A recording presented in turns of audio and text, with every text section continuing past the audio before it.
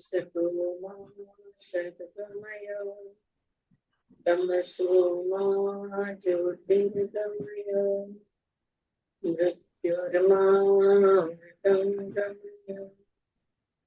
ओम शांति शांति शांति। Good afternoon, नमस्ते। माझा आवाज एकदम क्लियर है? साउंड क्लियर है? ऑलराइट। तो कल हम लोग रुके थे 42 मंत्र पे, और वहां हमने देखा कि कैसे सूक्ष्म शरीर होता है और माता पिता से जो भी कुछ मिला है वो दूसरा हिस्सा होता है, और तीसरे हमारा पंच महाभूत होता है। और सूक्ष्म शरीर है जो अनेक जीवन अनेक शरीर को ट्रांसमाइग्रेशन कहते हैं। हर जगह पे वैशेषिक में भी न्याय में भी इसे ट्रांसमाइग्रेशन मतलब रीबर्थ को ट्रांसमाइग्रेशन कहा है। ओके। और हमने देखा कि भूत जो है, ये पंचमहाभूत जो है, वो शरीर के अंदर स्पेस, ग्रोथ, नरिशमेंट, एकत्रीकरण यानी एग्रीगेशन और स्टेबिलिटी ये प्रोवाइड करते हैं। करेक्ट। आगे का हम देखेंगे। अभी आज हम देखने वाले हैं 4 भाव। आवाज इंग्लिश में अगर मैं कहने जाऊं तो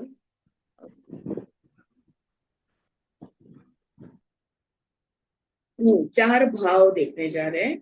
वो 4 भाव के नाम है धर्म, ज्ञान, वैराग्य और ऐश्वर्य। सो धर्म, ज्ञान, वैराग्य एंड ऐश्वर्य, these 4 भावास आर इनेट। इनेट यानी समसिद्ध का ऐसे शब्द दिया है उन्होंने, यानी इनबिल्ट, जिसको बोलेंगे ना हम लोग इनबिल्ट ऐप जैसे होता है वो। ये चारों भाव हमारे में होता ही है। That is when one is born sattvic, free from purva karma, like Kapil मुनि। लेकिन ये कब होता है? जब जन्म से ही तुम सात्विक हो, जैसे कपिल मुनि जिन्होंने ये लिखा है सांख्य दर्शन। उतनी तात्विकता सात्विकता जिसमें होती है, तो उसमें ये 4 भाव पूरी तरह से समसिद्ध होते हैं। सी 4 भाव या तो ये होता है, और नेचुरल प्राकृतिक, या तो समसिद्ध का होता है, या तो प्राकृतिक होता है, या तो वैकृतिका होता है। तो 3 उन्होंने बताए हैं। तो समसिद्धि का यानी जब तुम जन्म से ही पूरी तरह से सात्विक गुण में हो। और दूसरा प्राकृतिक यानी नेचुरल, ये क्या है? Similar to above, but as a result of good karma या पुण्य कर्म। तो प्रकृति कब होते हो? जब प्रकृति के 4 भाव हमारे अंदर स्थित कब होते हैं? जब हमने अच्छे कर्म किए हैं और अब अच्छा जन्म हमारा हो रहा है, तो स्वाभाविक रीत से यानी प्राकृतिक रीत से या नेचुरल रीत से ये हमें जन्म से होता है। अब तीसरा जो है, ये 4 भाव धर्म, ज्ञान, वैराग्य और ऐश्वर्य, इसे हम अक्वायर भी कर सकते हैं। यानी ये 4 भाव को हमारे अंदर भी ला सकते हैं। इसे कहते हैं वैकृतिक। शब्द है वैकृतिक। This includes all of us where jnana is gained through teachers or scriptures. देखो, हम लोग अभ्यास से ज्ञान प्राप्त करते हैं। हर चीज, धर्म, ज्ञान, वैराग्य, ऐश्वर्य, ये अभ्यास से हम प्राप्त करते हैं। तो ये बन जाता है वैकृतिका। तो अगर हम इन्हें गिने तो देर आर टोटल 8 भावास। कैसे 8 भाव हुए? 4 भाव धर्म, ज्ञान, वैराग्य, ऐश्वर्य और उसके विरुद्ध भाव। हमारी जो भौतिक दुनिया है, ये पोलार वर्ल्ड है, पोलैरिटीज है इसमें।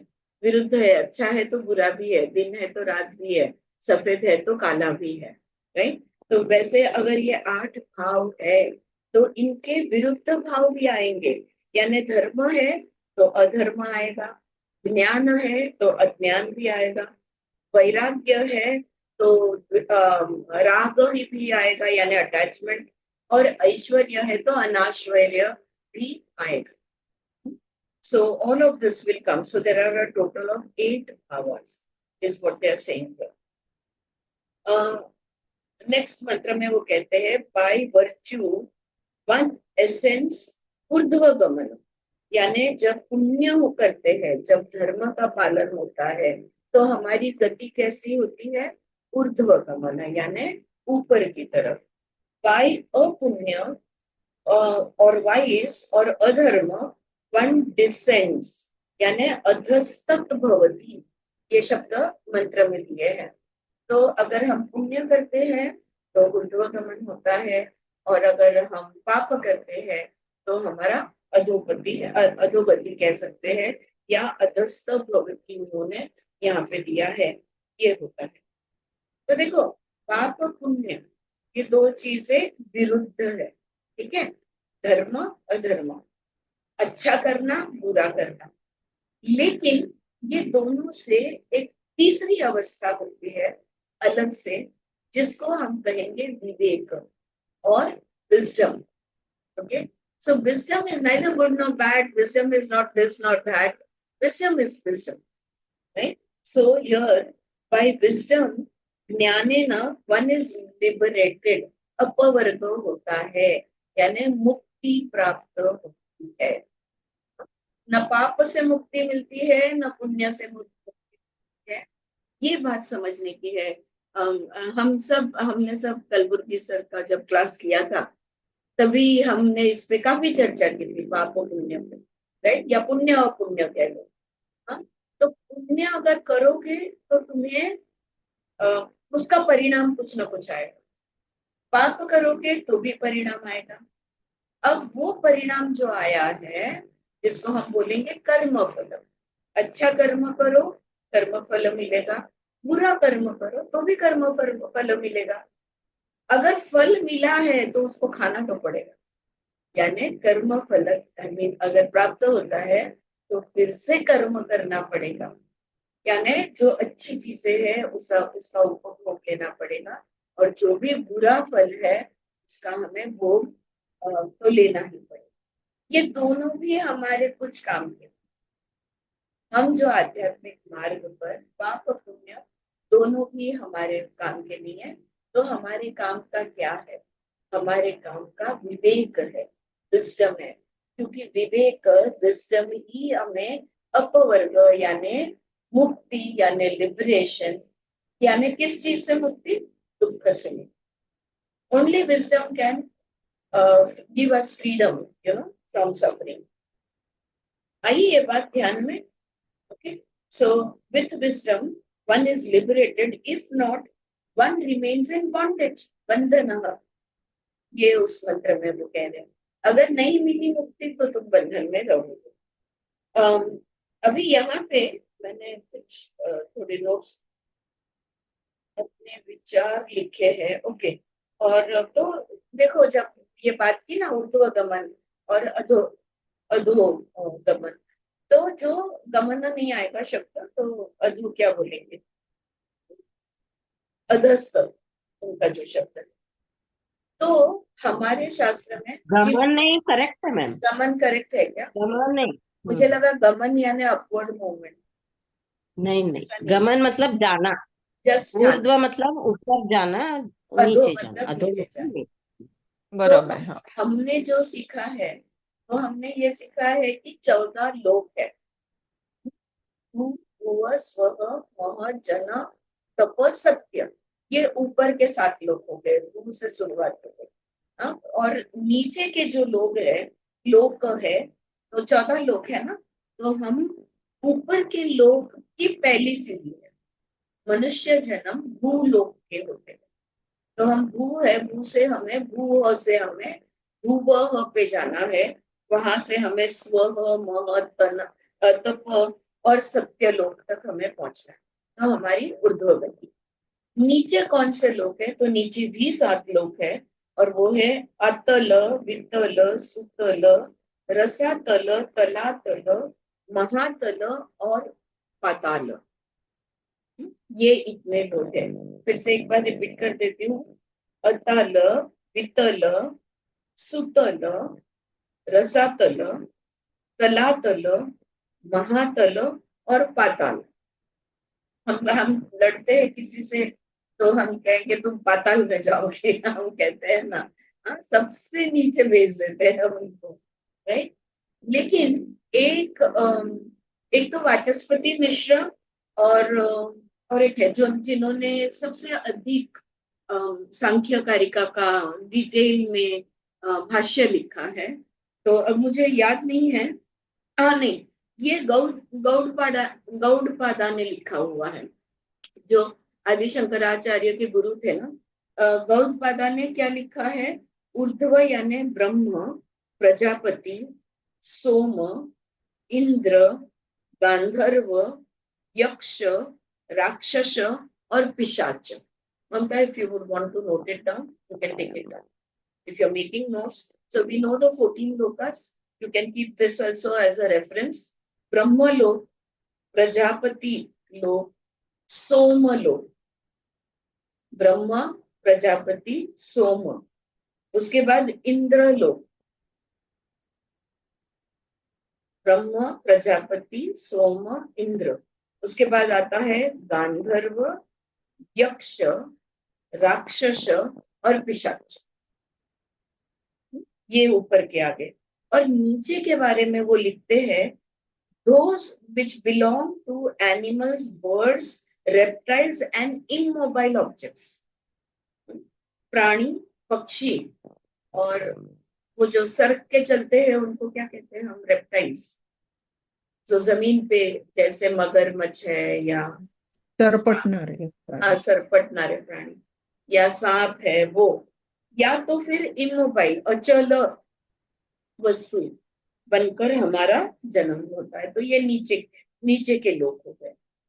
ये थोड़ा सा यहाँ पे गति कैसे होती है हमारी विवेक से मुक्ति की तरफ जाते हैं तो गति कैसे होती है ये उन्होंने बता दिया। अब अगला मंत्र में वो कहते हैं, वैराग्य रिजल्ट्स इन एब्सॉर्प्शन इनटू प्रकृति। सही बात है ना? वैराग्य से क्या होता है? प्रकृति से हम एकरूप हो जाते हैं। फ्रॉम पैशन यानी राग, ड्रिवन बाय रजस। देखो, पैशन या राग या जिसको अटैचमेंट हम कहेंगे, ये राजसिक गुण के बगैर नहीं हो सकता, राइट। सो ड्रिवन बाय रजस। तो रजस गुण के वजह से जब हमारा राग हो यानी अटैचमेंट होता है, इट रिजल्ट्स इन ट्रांसमाइग्रेशन। और मंत्र में उन्होंने शब्द यूज किया है संसार। तो संसार यानी पुनर्जन्म। तो देखा आपने, वैराग्य है तो रजस गुण नहीं आएगा, हाँ, सत्वतम ये डोमिनेंट होगा। लेकिन जब हम पैशन में है, राग में है, तब रजस गुण अधिक होने के वजह से संसार हमारे नसीब में आता है, यानी हम बार बार जन्म लेते हैं, ट्रांसमाइग्रेशन होता है। और आगे वो कहते हैं, फ्रॉम पावर कम्स डिजायर। अब ये जो चार भाव है उसमें से ऐश्वर्य भाव यानी पावरफुल भाव। सो ऐश्वर्य से इच्छा पूर्ति हो सकती है। ऐश्वर्य भाव हमें इच्छा पूर्ति की तरफ ले जाता है। अब एक नोट यहाँ पे मैंने लिखी है, सिद्धि कम अंडर ऐश्वर्य भाव। अष्ट सिद्धि जो है ना, ये ऐश्वर्य भाव में आएगा। And are an impediment to moksha. और यही रुकावट बनेगा मोक्ष के मार्ग पर। हाँ, मोक्ष के मार्ग पर यही रुकावट बनता है। When the buddhi is not endowed with Aishwarya bhav, one experiences obstruction in every aspect of one's life. ये उसका नेगेटिव है। अगर तुम ऐश्वर्य भाव तुम्हारे में नहीं है, अगर बुद्धि में ऐश्वर्य भाव नहीं है, तो जिंदगी के हर मोड़ पे, जिंदगी के हर पहलू में रुकावटें आएगी, ऑब्स्टेकल्स आएंगे। आ रही है बात समझ में? येतंय लक्षात काय म्हणतायत ते? ऐश्वर्य भाव असणं खूप गरजेचं आहे। With right knowledge and wisdom. कोण आहे इथे? अंशु, तिकडे ना थर्मॉस आणि एक काचेचा माझा मग आहे, तेवढं पाणी भरून दे ना प्लीज, मी हे विसरले घ्यायला. With right knowledge and wisdom of पुरुष and प्रकृति, one is liberated. तो हमें क्या चाहिए? ज्ञान चाहिए. Thank you so much. और ज्ञान के साथ हमें क्या चाहिए? विवेक चाहिए. ज्ञान तो हर बुद्धि प्राप्त कर लेती है, लेकिन अंडरस्टैंडिंग हर बुद्धि को नहीं मिलता, विवेक हर बुद्धि में नहीं होता. तो ज्ञान और विवेक अगर हमें प्राप्त होता है तो हम मुक्ति हमें मिल सकती है. किस चीज का ज्ञान चाहिए? किस चीज का ज्ञान चाहिए? पुरुष और प्रकृति का. आत्मज्ञान भी चाहिए, लेकिन प्रकृति के हिस्से जो है, जो अभी हम सांख्य में सीख रहे हैं, इसका भी ज्ञान जरूरी है. धर्म का भाव जो है, इट लीड्स टू, तो हमने ज्ञान भाव देखा, ऐश्वर्य भाव देखा, ठीक है. धर्म का जो भाव है, ये गुरु तक पहुंचाता है, ये हमें गुरु तक पहुंचाता है. और गुरु से क्या मिलता है? ज्ञान, या ज्ञानम यहाँ पे उन्होंने किया है. और ज्ञानम से क्या होता है? ज्ञानम से वैराग्य आता है. तो वैराग्य भाव, हम धर्म भाव से ही वैराग्य भाव में पहुंच पाते हैं. अब गुरु चाहे किताबों के रूप में हो, चाहे पॉडकास्ट यानी ऑडियो रूप में हो, या कोई व्यक्ति के रूप में हो, कैसे भी हो, या कोई कोर्स हो, या कुछ भी. राइट. सो आ रहा है ध्यान में कि ये चार भाव हमारे जीवन में कैसे इंटीग्रेटेड है. राइट. सो वैराग्य, अब देखो कैसा होता है. धर्म से गुरु प्राप्त होते हैं और ज्ञान मिलता है. तो एक भाव से तुम दूसरे भाव में चले गए, धर्म से ज्ञान भाव में चले गए, और ज्ञान के वजह से वैराग्य भाव आ जाता है. और वैराग्य ऐश्वर्य लाता है, यानी विवेक लाता है. ठीक है. सो धर्म, ज्ञान, वैराग्य, ऐश्वर्य. और ऐश्वर्य ऑफ द बुद्धि विच एंड सफरिंग. और ये सब करने से क्या होता है? दुख का अंत होता है. ठीक है. Is this clear? ये चार भाव को लेके और कुछ पूछना है? राइट. और क्लियर. राइट. अब देखो, अब आगे के मंत्र में वो बुद्धि का स्वभाव क्या है, इसके बारे में वो बात करते हैं. Am I reading that? Yes. The creation of buddhi is characterized by ignorance, incapacity, contentment and attainment. बुद्धि है ना, ये चार गुण धर्म बुद्धि के उन्होंने दिए हैं. एक है इग्नोरेंस, यानी अविद्या, या हम कह सकते हैं विपर्यय. इस संख्या में अविद्या को ही उन्होंने विपर्यय बोला है. और या कह सकते हैं डाउटिंग, यानी शंकाशील. तो ये जो बुद्धि है ना, जिसकी विपर्यय बुद्धि होती है, या अवैदिक बुद्धि होती है, या जो तमोगुण से भरी होती है, वो हमेशा शंकाशील होती है. ठीक है. तो ये हो गया अविद्या या इग्नोरेंस.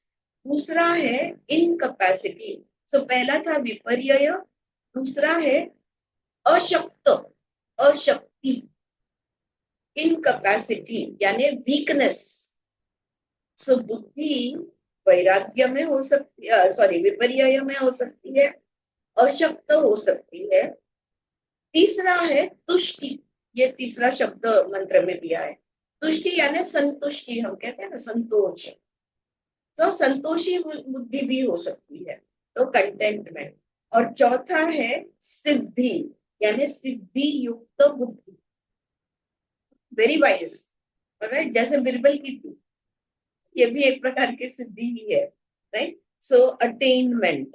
तो इन द मंत्र में जो शब्द दिए गए हैं वो है विपर्यय, अशक्त, तुष्टि और सिद्ध. सिद्ध, ये चार शब्द. इंग्लिश में हम कहेंगे ignorance, incapacity, containment and attainment. Due to the inequality of the three gunas, they mutually suppress and dominate each other. हर एक में त्रिगुण अलग अलग है, तो किसी में ये बुद्धि कम होगी, वो ज्यादा होगी, वो कम होगी, वो ज्यादा होगी। तो हमारे फ्लक्चुएटिंग त्रिगुणा पर निर्भर है कि हमारी बुद्धि ये ऐसे बदलती रहती है। तो हम बोलते हैं ना, कभी कभी दिमाग काम करता है, कभी नहीं करता, सॉर्ट ऑफ लाइक दैट। अब देखो, ये चार शब्द आपके ध्यान में आ गए, ये महत्वाचा है। हाँ, सो आई विल रिपीट दैट: विपर्यय, अशक्त, पुष्टि और सिद्ध। इनको वो यहाँ पे वो कहते हैं, अशक्ती आणि सिद्धी आहे ते. सिद्धी दिलाय, सिद्ध नाही दिलेलं आहे. नाही, अशक्ती. हम्म. हा, अशक्तीच म्हणते मी. अशक्त का म्हणते, म्हणजे वीकनेस लक्षात यावं म्हणून अच्छा. अशक्ती. अशक्ति और सिद्धि, सही है, थैंक यू। और वहां आगे उन्होंने बोला है, इन चारों में से 50 कैटेगरी तैयार होती है, 50 कैटेगरीज, पंचशत शब्द दिया है उन्होंने। ये चार भाव में से या ये चार बुद्धि के गुण धर्मों में से 50 प्रकार तैयार होते हैं। देखो, विपर्यय क्या कहेगा, ये सही है या नहीं, या मैंने इमेजिन किया तो शंकाशील हो गया। जो अशक्त है या असक्त है, या असक्ति हम कहेंगे, वीकनेस जो है, वो बोलेगा मुझे लगता है सही है, लेकिन है कि नहीं, so I know it is true but I still can decide. ये दूसरी, ये वीक बुद्धि कहेगी। अब तीसरी जो कंटेंटेड बुद्धि है, जो संतोषी बुद्धि है, जो तुष्टि है, वो क्या कहेगी, अरे सही हो या गलत हो, मुझे उससे क्या देना लेना है या देना है, और पीछे आराम से बैठ गई।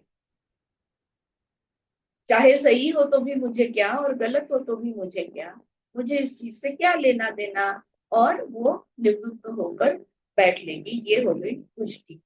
हाँ, तो तुष्टि बहुत अच्छी नहीं होती, वरना आगे के सवाल आप पूछोगे ही नहीं। और सिद्धि जो है, अटेनमेंट, जिसकी सिद्ध बुद्धि होती है या सिद्धि बुद्धि होती है, that person investigates, confirms and reaches the right conclusion. वो तर्क वितर्क करेगी, वो मीमांसा करेगी, इन्वेस्टिगेट करेगी, कंफर्म करेगी, और फिर सही नतीजे या सही जवाब पे पहुंचेगी। तो सबसे अच्छा सिद्ध बुद्धि होना अच्छा है, या सिद्धि बुद्धि होना सबसे अच्छा है, जहां पे उत्साह है लेकिन अटैचमेंट नहीं है, राग नहीं है, right? You are still interested, you still want to study, you still want to find out, you want to understand how things work.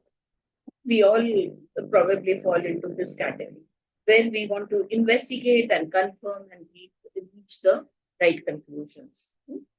अब सांख्य, तो ये सब सारी बातें जो है, ये जो चार बुद्धि के भाव है, इससे हमने क्या समझना है। सांख्य teaches us to attain right knowledge and not to spend our whole life in doubt. हमारी पूरी जिंदगी शंकाशील है, हमें किसी पे भी विश्वास नहीं। हम भगवान से, हे भगवान मुझे हे दे दो, ये कहते हैं, और फिर देखा कि नहीं देखा, मैं और कुछ करूं। हमें किसी पे विश्वास नहीं। डॉक्टर से दवाई लाते हैं, काम करेगी या नहीं, हमें विश्वास नहीं। तो ये जो संशयी वृत्ति है, जिनको वो विपर्यय कहते हैं, या हम पतंजलि उसी को अविद्या कहते हैं। तो ये जो है, ये सबसे घातक है। तो सांख्य हमें सिखाता है कि, सांख्य क्या, सारे षड्दर्शन हमें ये सिखाते हैं कि अटेन राइट नॉलेज। तो सही जो ज्ञान है, वो ज्ञान को, जो एक ही ज्ञान है, जो यथार्थ ज्ञान है, उसको प्राप्त करो और जिंदगी शंका में मत बिताओ। और इसके लिए क्या चाहिए, हमें अगर शंका से मुक्त होना है और हमें उस ज्ञान की तरफ जाना है, सत्संग, अभ्यास, वैराग्य, विवेक, षट संपद, मुमुक्षुत्व, ये सारे गुण हमें चाहिए। त्रिपुरा रहस्य में हमने इन सब का अभ्यास किया। जो लोगों ने भगवत गीता पढ़ी है, उन्होंने भी इसका अच्छी तरह से अभ्यास किया। जो ज्ञान योग के ये हिस्से है। तो समझना ये है कि हमें सही निष्कर्ष पे पहुंचना है। अब 47, 48 सब एक साथ में मैंने ले लिया है। अब आगे वो कहते हैं विपर्यय 5 प्रकार के होते हैं। Write that down if you want. असक्ति जो है या असक्त जो है वो 28 प्रकार के होते हैं, 28 काइंड्स ऑफ असक्ति। Caused by defects of organs. असक्ति की वीकनेस क्यों आती है? बुद्धि में वीकनेस कब होती है? आप कहो अगर आपका पैर दर्द बहुत हो रहा है तो क्या आप ठीक से सोच पाओगे? आप चिंतन मनन कर पाओगे? हाँ, हो कि नहीं? या राइट। सो 5 and 28 ये 2 नंबर दिए, लेकिन असक्त को यहाँ पे मैं समझा रही हूँ कि जब हमारे इंद्रियों में दोष होता है तब असक्त बुद्धि हो जाती है। बुद्धि असक्त कब हो जाती है? जब इंद्रियों में दोष होता है, यानी पंच ज्ञानेन्द्रिय, पंच कर्मेंद्रिय और मन, 11 इंद्रिय पकड़ लो। अगर ये इनमें से कोई भी इंद्रिय ठीक से काम नहीं कर रहा तो विवेक आना बहुत मुश्किल है, बुद्धि का सही तरीके से काम करना बहुत मुश्किल है, और इसलिए बुद्धि असक्त या वीक हो जाती है। अब तुष्टि जो है ये 9 प्रकार की है, 9 kinds of tushti and 8 kinds of siddhi, यानी अष्ट सिद्धि।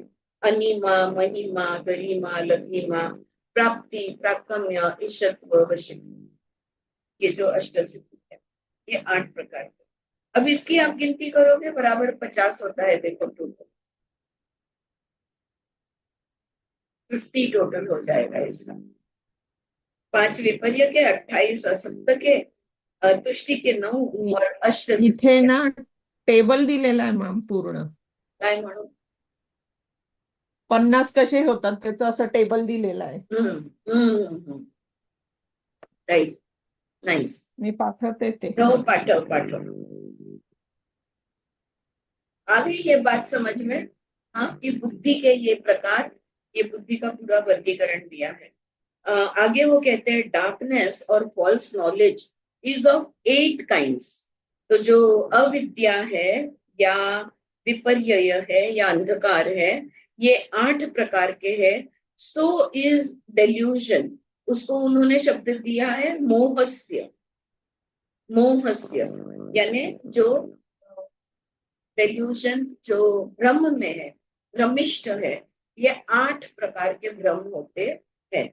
और उन्होंने कहीं भी मंत्र में 8 प्रकार के, यानी कौन से 8 प्रकार, ये ज्यादा उन्होंने समझाया नहीं है। ठीक है, सो खाली सिर्फ बोला है 8 प्रकार के मोहस्य यानी भ्रम होते हैं या डेल्यूजन होते हैं।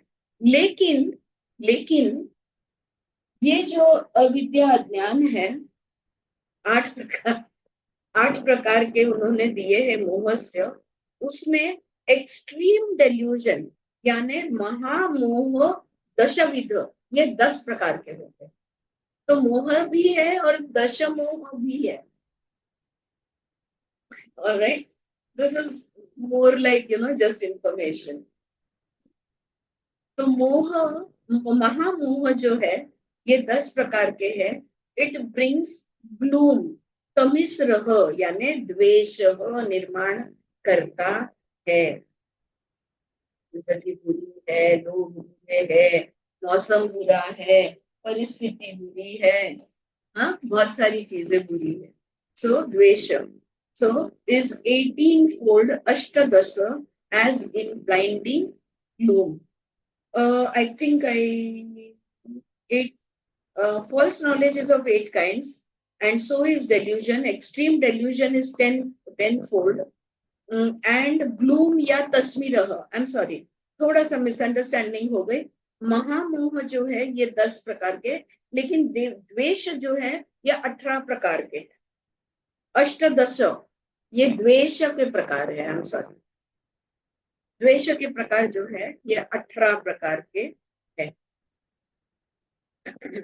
अब क्या है ना, कोई भाष्य में some of the commentators they have equated the 5 kinds of ignorance. यहाँ पे जो विपर्य वो 5 प्रकार बता रहे हैं, ये पतंजलि के पंचक्लेश के साथ तुलना की गई है। They have equated it with the 5 klesha.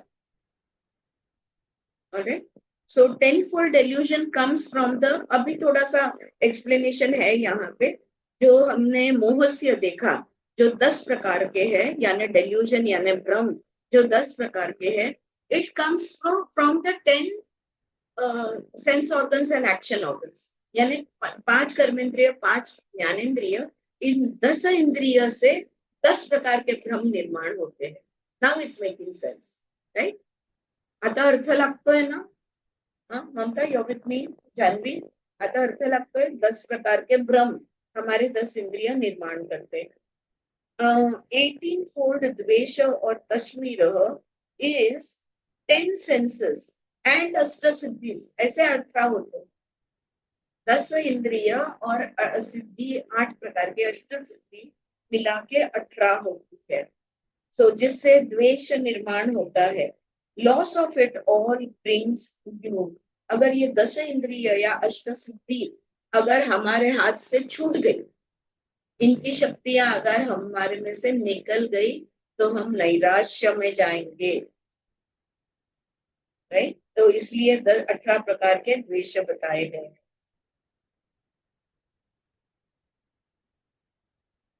अविद्या, अस्मिता, राग, द्वेष, अभिनिवेश, क्लेश, ये पतंजलि ने दिया हुआ सूत्र है. क्लेश इति पंच विपर्यय इत्यर्थ.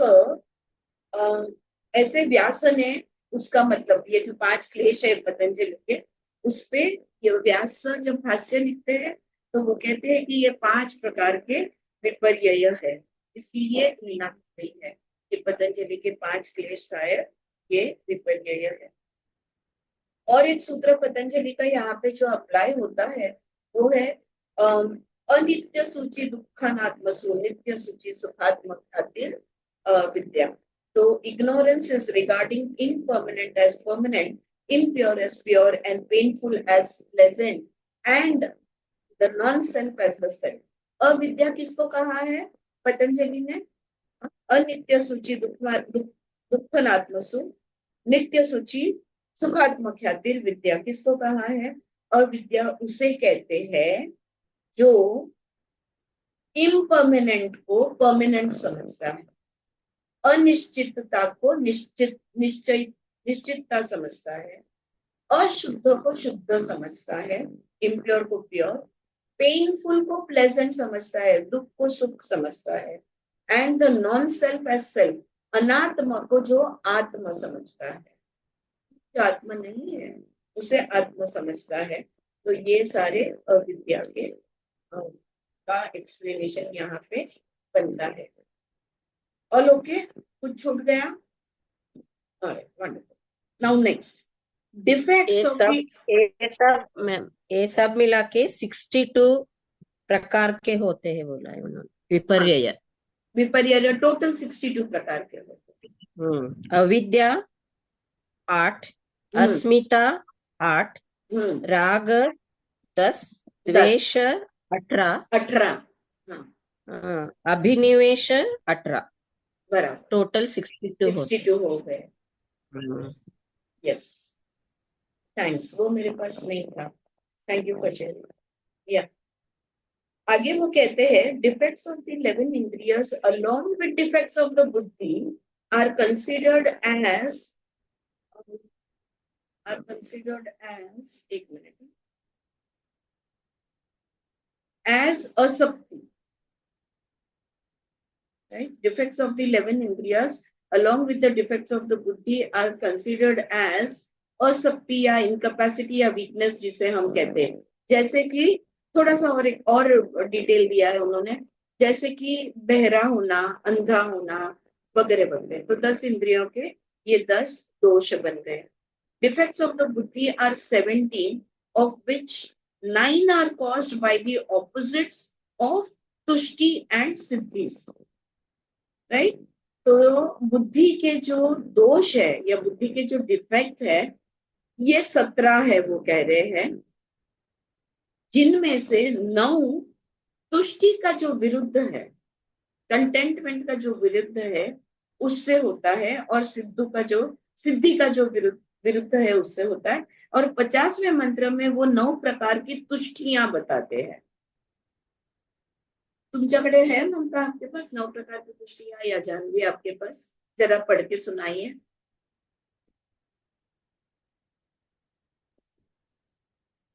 9 प्रकार की तुष्टि कौन सी है? प्रकृति, उपादान, आराम से, क्या प्रकृति? हाँ उपादान, हाँ। काल, I think भाग्य, ऐसे 4 प्रकार लिया है। कालो और भाग्य। हाँ हाँ, या I got it, I got it. एक भाग्य, मिनट हाँ है हे मेरे पास। आध्यात्मिक तुष्टी आहे. एक मिनिट, हे एक जे मिनिट। ये 4 आहे ते आध्यात्मिक. आध्यात्मिक तुष्टी हो आहे. हो, बरोबर आहे तुझं। 9 प्रकार की जो तुष्टि है, इसमें से 4 आंतरिक है और 5 बाह्य है। हाँ? तो जो 4 आंतरिक है वो है प्रकृति, प्रकृति यानी नेचर, उपादान यानी मटेरियल मीन्स, काल यानी समय टाइम, एंड भाग्य यानी नसीब कह लो या लक कह लो, उसे लक कहेंगे। तो ये जो 4 है ये आध्यात्मिक है और ये अंतकरण से निगडित है। ओके, मन बुद्धि अहंकार से निगडित है। तो ये 4 आध्यात्मिक है, 9 में से तुष्टियां। और 5 जो है वो बाह्य है।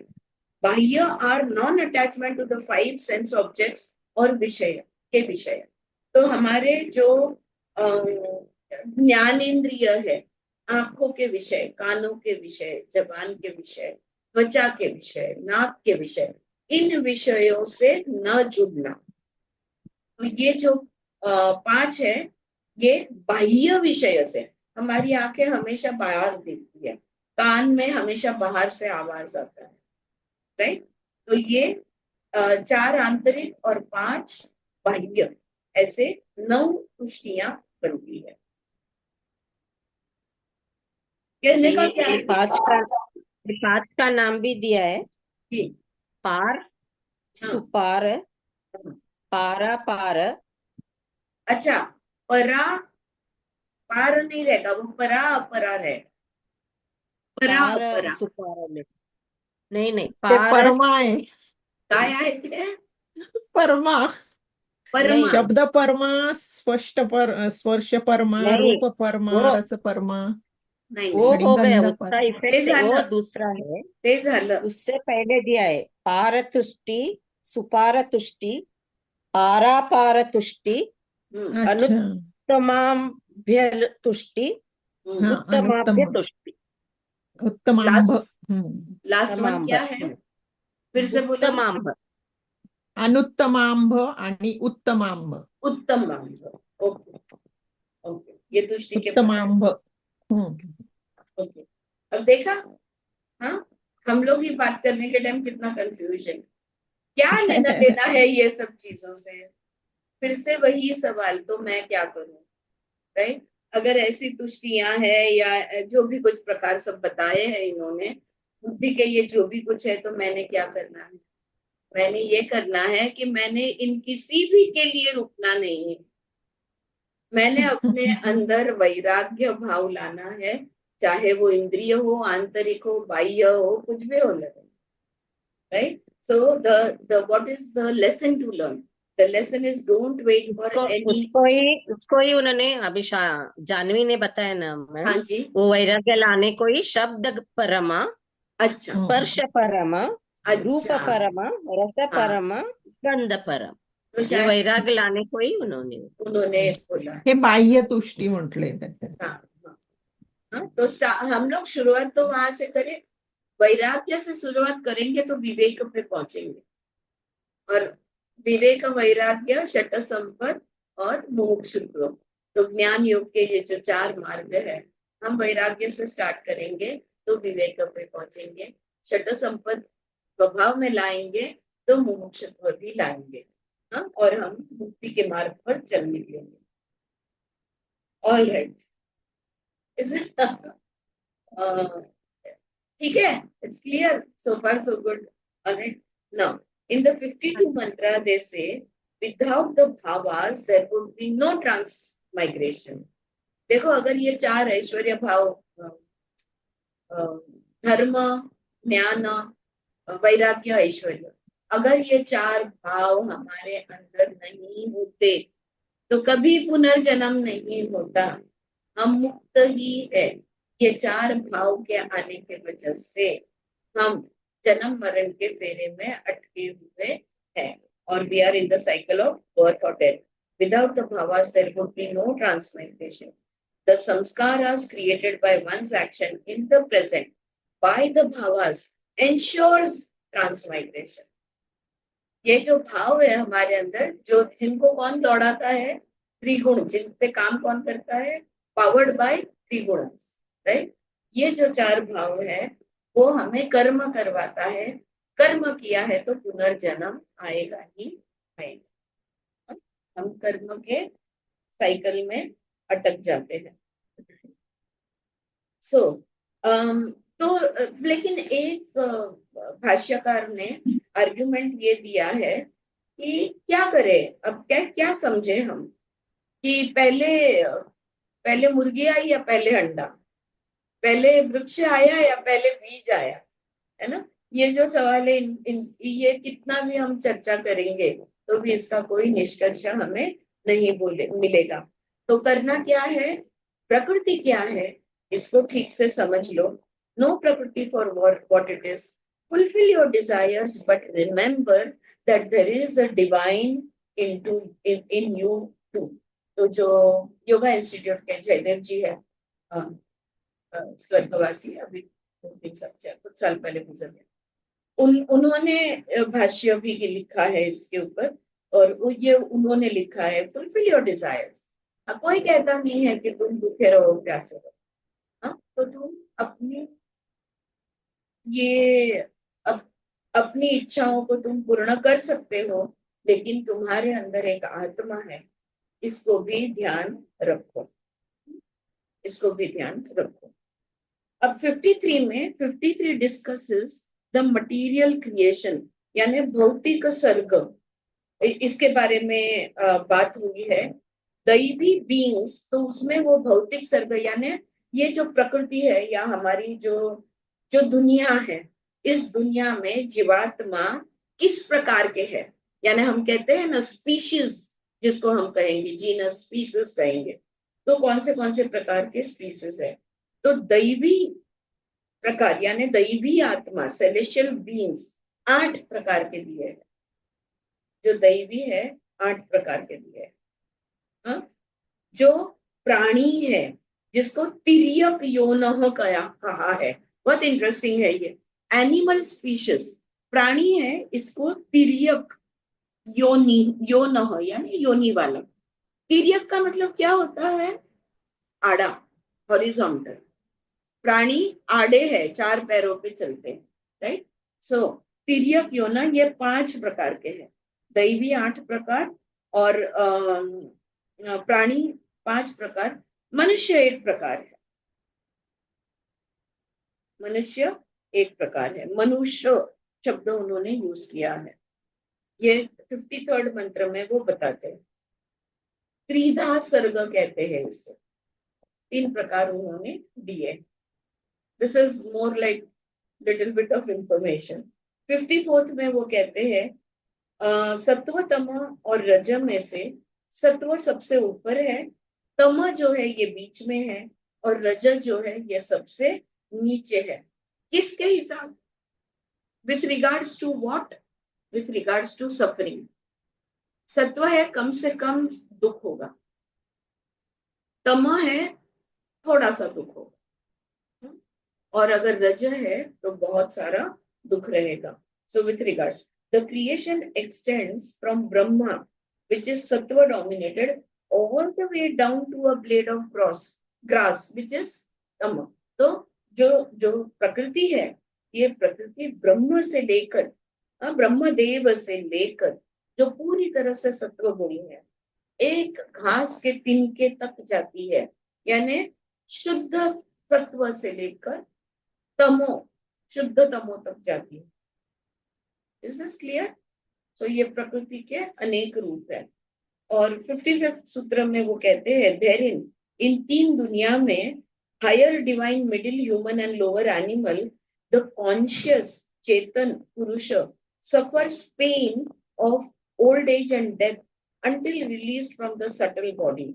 Thus, pain is natural in creation. दुख जिंदगी का हिस्सा क्यों है? दुख प्रकृति का हिस्सा क्यों है?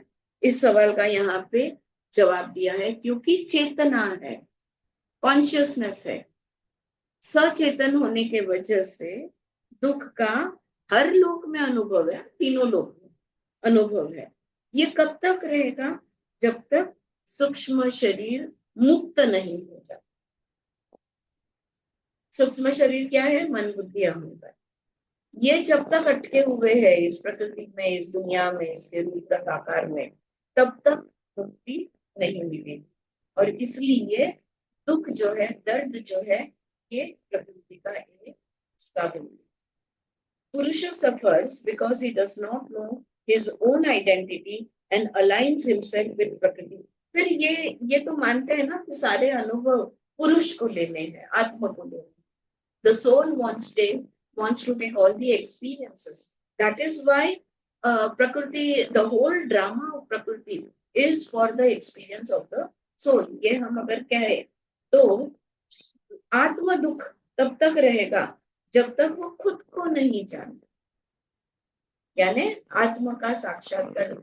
जब तक मैं नहीं समझती हूँ कि मैं कौन हूँ, मेरे अंदर का ये पुरुष, मेरे अपने आत्मा को जब तक मैं नहीं जानती, तब तक मेरे जीवन में दुख ये रहेगा।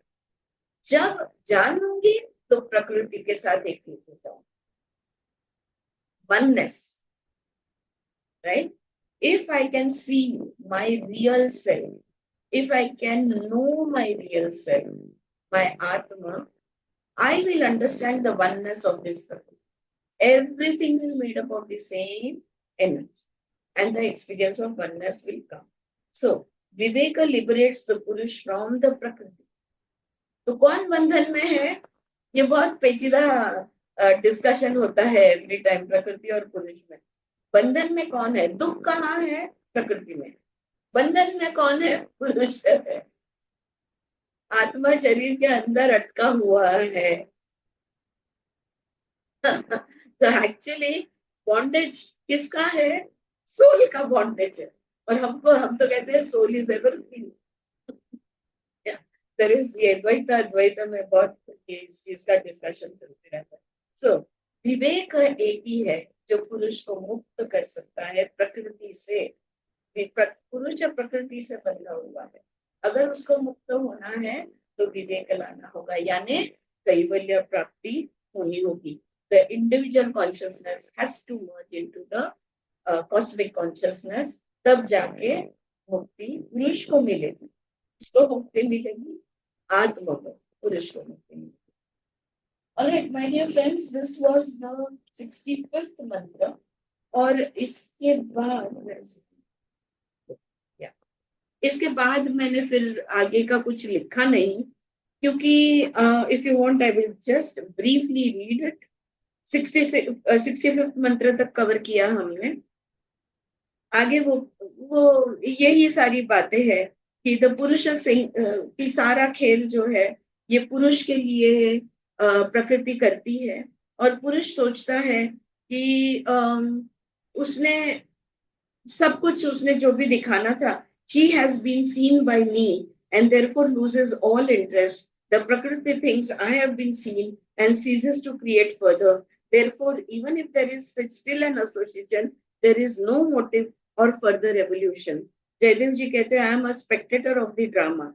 Thinking thus, the Purusha shows indifference. पुरुष प्रकृति से दूर हो जाता है, बोलता है बहुत देख लिया, सारे इंद्रियों का खेल बहुत हो चुका, अब मुझे कोई इंटरेस्ट नहीं है, और पुरुष पीछे हट जाता है, ड्रामा से निकल जाता है और मुक्त हो जाता है। और प्रकृति सोचती है I have been seen by purusha, prakriti stops evolution and विथड्रॉस। तो प्रकृति भी निर्मिति रोक देती। तो यहाँ से प्रकृति ने निर्मिति रोका, यानी बाह्य रुक गया, अंदर से पुरुष शांत हो गया, यानी अंदर का भी रुक गया। दोनों जब रुक जाते हैं, पुरुष remains established in itself and Prakriti gives way. फिर आगे के मंत्र में वो कहते हैं, through the attainment of perfect knowledge, virtue and rest become devoid of their casual efficiency, yet the spirit continues to live for a while, invested with the body, just like a potter's wheel continues to revolve, even when the potter ceases in his effort or at revolving the wheel, due to the momentum of the past efforts. तो जो व्यक्ति इसका आत्मा शांत हो गया है, जिसकी प्रकृति प्रवृत्त नहीं है, वो भी दूर हो गई है, मैंने अपरिग्रह पूरी तरह से हो गया है, पर अभी शरीर जिंदा है, तो अभी वो कहीं भी उलझ भी नहीं। शरीर जिंदा सिर्फ इसलिए है क्योंकि वो जो पूर्व कर्म की गतिविधियां हैं वो अभी जारी है। तो यहाँ पे इन अ वे हम कहेंगे कि ये विदेही योगी बन जाते हैं, जहाँ पे पुरुष और प्रकृति एक दूसरे से मुक्त हो गए हैं, लेकिन देह है, देह में रहते हुए भी विदेही वो अनुभव लेते हैं। तो यहाँ पे उदाहरण वो दे रहे हैं, जैसे कि वो मटका बनाने वाला जो होता है ना, घड़ा बनाते हैं, तो वो उसका व्हील होता है ना, जिस पर मिट्टी रख के आकार दिया जाता है। अब वो घड़ा बन गया, उसको उठा लिया, फिर भी वो चक्र तो अभी गति है ना उसके अंदर, since there is force and power in it, it will keep revolving, वो ढूंढते रहेगा। और फिर 67th में वो कहते हैं, in the course of time the separation from the body has taken place and there is cessation of the activity of the prakriti pradhana for the reason of the purpose having been fulfilled, यानी पुरुष both absolute and final freedom। फिर जब मृत्यु आती है, देह छोड़ते हैं, तो पूरी तरह से मुक्त हो जाते हैं। This profound secret knowledge of attaining the purpose of the Purusha, wherein the origin, duration, and ultimate dissolution of beings are considered, has been thoroughly expounded by the great Rishi। यहाँ पे कपिल मुनि की तारीफ हो रही है कि ये जो ज्ञान है, इसको किस तरह से ये सारा प्रकृति पुरुष का खेल यहाँ पे सांख्य कारिका में ये महर्षि जो है, कपिल मुनि जो है, ये सिखाते हैं। उसको चैतन्य जी समझाते हैं, the purpose of Samkhya studies is to distance ourselves from the physical world and see our true form। तो ये सारा ड्रामा से हटना है, हम कौन है सही में उसे जानना है। This foremost pure and supreme doctrine the sage Kapila imparted to Asuri out of compassion। तो ये सारा ज्ञान जो है, ये गूढ़ ज्ञान जो है, ये कपिल मुनि ने आसुरी ऋषि को दिया। क्यों दिया? क्योंकि उनके दिल उनका करुणा से भरा हुआ था। आसुरी ने उसे पंचशिखा को दिया, by whom this doctrine was propounded extensively। और पंचशिखा ने इसे दुनिया तक पहुंचाया। 71 second last मंत्र में वो कहते हैं, and this doctrine handed down through a long tradition of disciples to the noble-minded Ishwar Krishna, having been thoroughly understood by him, has been summarized in the Arya meter। यानी ये जो सांख्य कारिका है, ये इस तरह से गुरु शिष्य परंपरा से ईश्वर कृष्ण तक पहुंचती है। उन्होंने इसका अच्छी तरह से अभ्यास करके, इसको अच्छी तरह से समझकर, आर्य मीटर यानी गिनती होती है ना संस्कृत में, भाषा जो होती है उसकी गिनती होती है, मीटर कहते हैं ना, तो उस भाषा में उन्होंने यहाँ पर उस लेंथ में मंत्र लिखे गए हैं मीटर में। और लास्ट में वो कहते हैं 72nd mantra says the subjects which are treated by the 70 verses are the very topics treated in the षष्ठी तंत्र। षष्ठी का मतलब होता है 60। तो षष्ठी तंत्र में यही सारे विषय समझाए गए हैं, excluding the illustrative tales and omitting the doctrines of other people। सिर्फ उसमें उदाहरण नहीं दिए और लोगों के मत या ओपिनियंस कह लो, वो सब उसमें ऐड नहीं। तो षष्ठी तंत्र में भी यही ज्ञान दिया गया। ये सांख्य का यहाँ पर खत्म। सांख्य दर्शन, सांख्य अभी एक्चुअली जैसे मैंने इनको वादा किया था अ, चारू जी को कि मैं एक 1 पेज में सारा का सारा सांख्य कारिका का इम्पोर्टेंट पॉइंट्स आपको दे दूंगी। अनफॉर्चुनेटली आज वो यहाँ पे नहीं है। Still should I read it? अब जो सामने है जानवी, ममता, सुचित्रा, आपको शायद मैंने ये क्लास में बहुत साल पहले दिया होगा। अगर आपके पास वो खो गया है या नहीं है या है और कुछ ऐड करना है तो ये सांख्य कारिका के बारे में आप लिख सकते हो, मैं पढ़ सुना दूँ। जी मम्मी। मैम एक मिनट, वो 60 लास्ट में आपने बताया ना, हम्म, टोटल उनके नाम भी दिए। हाँ। मौलिक पदार्थ 10, विपर्यय 5, हम्म, तुष्टि 9, हम्म, अशक्ति 28 हम्म, ये तो और मैंने दिया। 18। हाँ हाँ सर, सिद्धि 8, हाँ टोटल तो 60। ये बोला ना। हाँ ये भी। हाँ Correct? So now let us just summarize the whole सांख्य कारिका। अगर सांख्य कारिका का सार देखना है या सांख्य कारिका के इम्पोर्टेंट पॉइंट्स या मेन पॉइंट्स अगर है तो वो ये है। देखो कपिल मुनि ने सांख्य दर्शन लिखा जो खो गया है, उसका भाष्य सांख्यकारी सबसे पुराना भाष्य जो हमारे पास है वो ईश्वर कृष्ण ने लिखी हुई सांख्यकारिका है। सांख्य का मतलब होता है राइट नॉलेज और नंबर्स और कैटेगरीज, यानी तत्व होते हैं या जिनको हम गणना कहेंगे, गिनती कहेंगे, या उसे सही ज्ञान, यथार्थ ज्ञान भी हम सांख्य को कह सकते हैं। कितने तत्व है इसमें? 25 तत्व है, 25 तत्व। It is a dualistic philosophy termed as an uncompromising dualism, atheistic realism and spiritual pluralism। तो सांख्य दर्शन जो है इसमें 25 तत्व दिए गए हैं। ये द्वैत तत्व है, यानी पुरुष और प्रकृति, द्वैत दो हो गए। सो द्वैत तत्व है। और दो के अलावा जैसे मैं कहती हूँ ना, कहो तो ईश्वर को मानते हैं, कहो तो नहीं मानते। ईश्वर के बारे में यहाँ पे उन्होंने कुछ भी नहीं, लेकिन आत्मा के बारे में क्या है, राइट? सो सो कुछ तो है, एथिस्टिक रियलिज्म है, कुछ भी नहीं है पर फिर भी कुछ तो है। Anyway let's not go into the top. अब दो मेजर प्रिंसिपल, दो तत्व ये हमें देते हैं, एक है पुरुष, एक है प्रकृति। अब मैंने कॉलम बनाया है, पहले लिखोगे, लिहायचं का है तुम्हाला, वाचू का मी?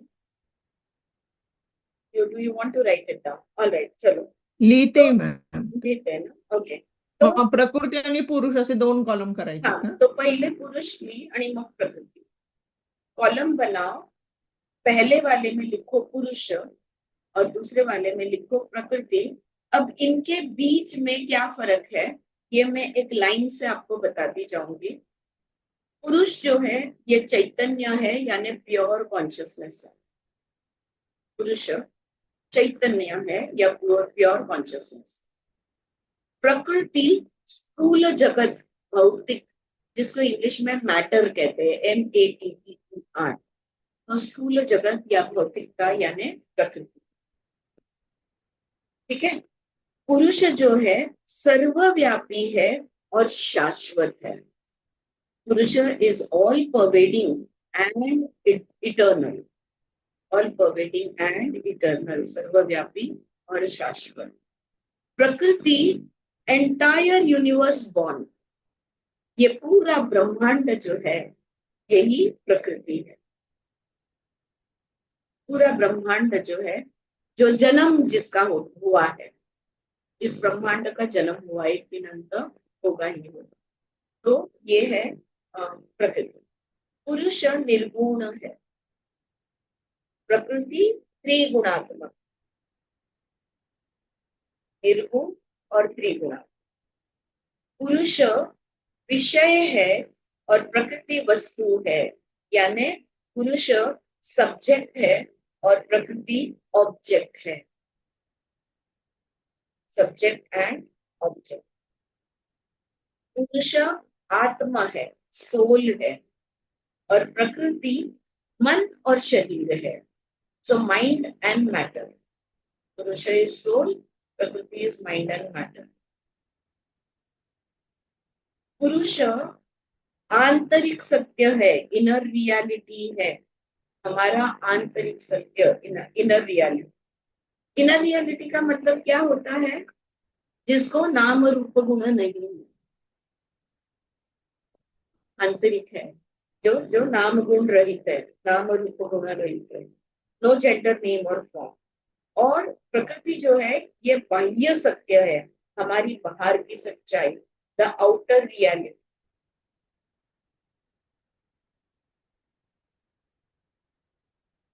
पुरुष still unchanging and unaffected by time and space। पुरुष अचल है, अपरिवर्तनीय है और स्थल कालातीत है। पुरुष is still unchanging and unaffected by time and space। प्रकृति is restless and ever changing। प्रकृति चल है और परिवर्तित है, बदलती रहती है। पुरुष परफेक्ट है, यानी पूर्ण है या सिद्ध है, कह लो। पुरुष परफेक्ट है। तो अगर पुरुष के बारे में बात करनी है तो हम कैसे बात करते हैं? नेति नेति। पुरुष ये भी नहीं, ये भी नहीं, ये भी नहीं, ये भी नहीं, ये भी नहीं, ये भी। सो नेति नेति। सो पुरुष के कॉलम में लिखोगे पूर्ण है, परफेक्ट है, नॉट दिस नॉट दैट, सो नेति नेति है। और प्रकृति जो है नेवर परफेक्ट, इति इति, it is this also, that also, this too, that too. प्रकृति इति। पुरुष पुरुष है यानी मेल है, प्रकृति फीमेल है, स्त्री तत्व, पुरुष तत्व है और स्त्री तत्व है। दिशाओं में पुरुष उत्तर दिशा है और प्रकृति दक्षिण दिशा है। दाएं बाएं में यानी राइट और लेफ्ट में पुरुष दाया है, राइट है, और प्रकृति लेफ्ट यानी बाई है। तो लेफ्ट साइड इज स्त्री तत्व एंड राइट साइड इज पुरुष तत्व। पुरुष ऐश है यानी राख, विभूति हम जिसको कहते हैं ना, ऐश। एंड प्रकृति जल तत्व है। रंगों में पुरुष श्वेत है यानी सफेद है, व्हाइट, और प्रकृति लाल है, रेड। वृक्षों में पुरुष वट वृक्ष है और प्रकृति केले का पेड़ है, banyan tree and banana plant.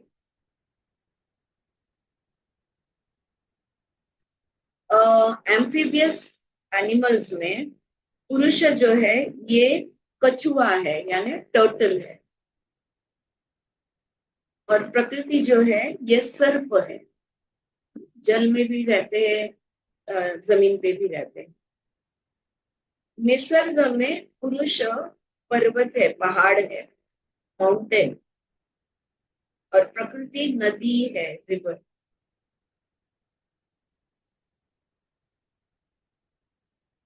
गति के हिसाब से पुरुष ऊर्ध्व गति है यानी अपवर्ड पॉइंटिंग, पुरुष इज अपवर्ड पॉइंटिंग एंड प्रकृति इज डाउनवर्ड पॉइंटिंग।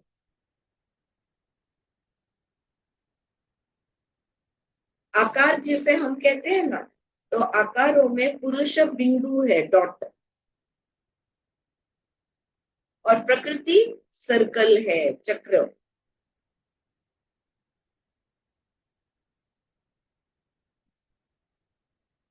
ब्रह्मांड का नाद कह लो या शुभ चिन्ह कह लो, शुभ चिन्ह में पुरुष ओम है और प्रकृति श्री है।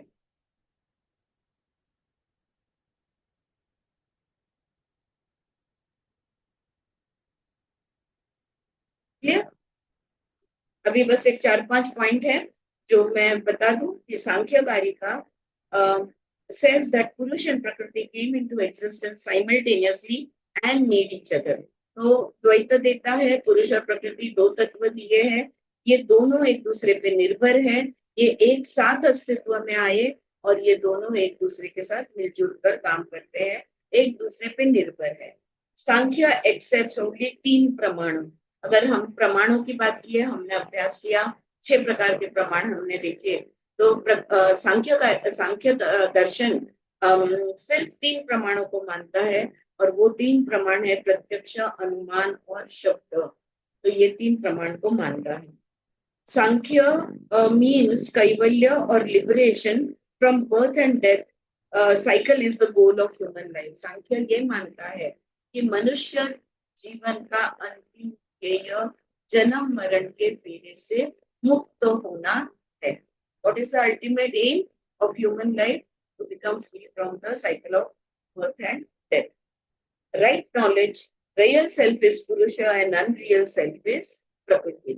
तो हमें यथार्थ ज्ञान प्राप्त करना है। तो आत्म जो है, पुरुष जो है, ये स्व है आत्म, और अनात्म जो है ये प्रकृति। अब दुख के 3 मार्ग है। विविध ताप इसे कहते हैं। 3 सोर्सेज ऑफ सफरिंग, आध्यात्मिक, आधिदैविक एंड आधिभौतिक। आध्यात्मिक यानी हमारे ही मन और शरीर से, जहां भी त्रिदोष हमारा इम्बैलेंस हो जाता है तो हम अलग अलग तीव्र भावनाओं का अनुभव लेते हैं, एंगर, हेट्रेड, लव वगैरह वगैरह, डिजायर्स, ये सारे आध्यात्मिक दुख के कारण है। आधिदैविक यानी सुपरनेचुरल फोर्सेस, यानी देवों ने किया हुआ, जैसे कि बाढ़ आना, सूखा पड़ना या एबनॉर्मल डिजास्टर्स कह लो। और आधिभौतिक यानी हमारे भौताल से, यानी हमारे नेचुरल वर्ल्ड में से, जैसे प्राणियों का काटना या मच्छर का काटना पकड़ लो, या किसी कीड़े का काटना, या शब्द से या अपने बिहेवियर से जब हम पर कोई हिंसा करता है, यानी अब्यूज जो है टू वर्ड्स और डीड्स, दिस इज फ्रॉम आधिभौतिक। तो इस तरह से आध्यात्मिक, आधिदैविक, आधिभौतिक त्रिविधता उन्होंने दिया। तो आरती, जी, त्या ह्याच्यात प्रकृती आणि पुरुष मध्ये दृश्य आणि अदृश्य पण येईल का? मूर्त प्रकृती पण अदृश्यच आहे, पण येऊ शकतं। दृश्य अदृश्य, पुरुष अदृश्य आणि प्रकृती दृश्य येऊ शकतं। द्रष्टा येईल ना, द्रष्टा येईल ना। नाही, जर आपण तत्वांमध्ये नाही गेलो आणि जसं आपण झाड आणि दिशा वगैरे बोलतोय ना, तर त्याच्यामध्ये one is visible, the other is invisible. बरोबर आहे स्वाती? हाँ, त्रिदोष भी उन्होंने दिए हैं, पुरुष, प्रकृति, जीव, बुद्धि, अहंकार, ये सब, इससे ब्रह्मांड बनता है। और त्रिदोष के इम्बैलेंस के वजह से सब कुछ होता है, इंद्रिय का काम, भावनाएं, कर्म, मन, ये सब कुछ उसके वजह से होता है। 25 तत्व कौन से हैं? एक लास्ट रिपीट कर लूं and then we can stop. या that is the last point. 25 तत्व कौन से हैं? कोई बताएगा? बता दो।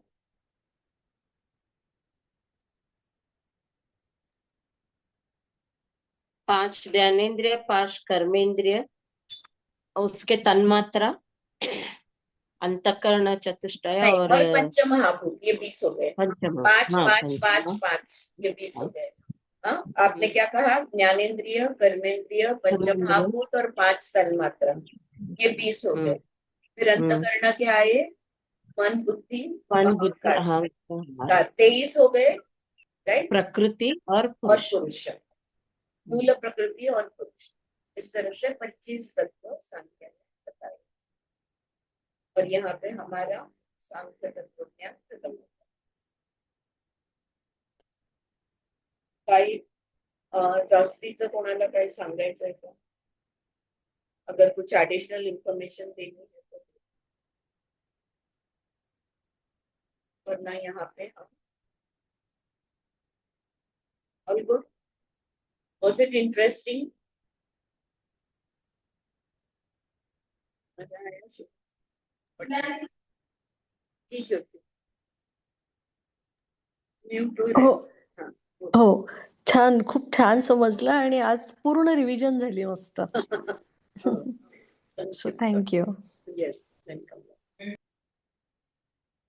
तो यहाँ पे सांख्य दर्शन का हमने थोड़ा सा अभ्यास किया और अगला दर्शन हम देने वाले हैं वो है न्याय दर्शन.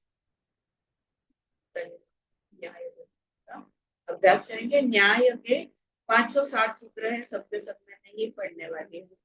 मैंने उसका अभ्यास करके अपने शब्दों में 2 पेजेस लिख लिए हैं. तो मैं सिर्फ एसेंस ऑफ न्याय दर्शन इतना ही देंगे. Because it is, I don't know whether you will enjoy it or not. It's too tedious. न्याय में जो पदार्थ है बहुत ही I don't know, किचकट है, प्रचंड. तो बारीक बारीक. It's beautiful, but it is too tedious. Okay. So I have just made it short. Maybe we'll finish it in one class. Probably in one class. If not, in 2 classes. Alright? Good enough? Shall we stop here? Janvi काय सांगायचं? काय राहून गेलं?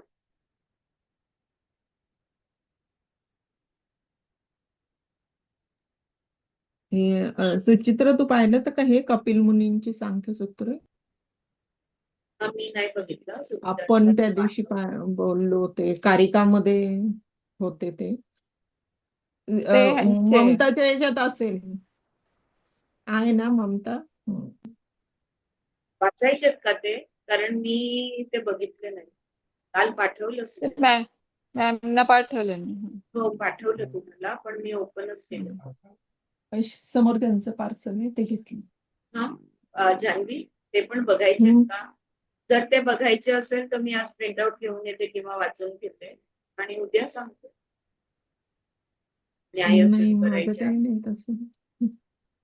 म्हणजे महत्व वाटतंय का? मग तर आपली देखलो मी आज बघून घेते. हा, कारण मी पण तेवढंच पाहिलंय फक्त किंवा कपिल मुनींचा. आपके पास ये नहीं है? आपने ही बनवा के दिया था? आपने ही बनवा के दिया? अगं आपण इथं बनवले होते सगळे. मला वाटतं कॉलेजमध्ये जैन सरांकडे.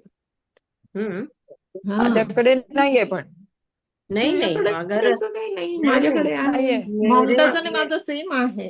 अच्छा, ठीक है. अगर दारवाज आपके पास रहेगा मैडम. मैडम ने ही बनवा के दिया है. ओके, तो मेरा जो योगा के मटेरियल में जो प्रिंट आउट है उसमें मैं चेक करती हूँ. अगर है तो मैं देख लेती हूँ. अगर कुछ है एक्स्ट्रा इन्फॉर्मेशन देने जैसी तो कल हम पहले वो पढ़ेंगे और उसके बाद न्याय. ठीक है? अरे ओके, एक ओंकार पढ़ेंगे और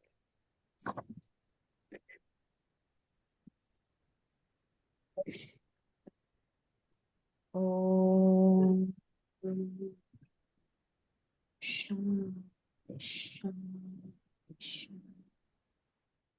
thank you so much friends, and I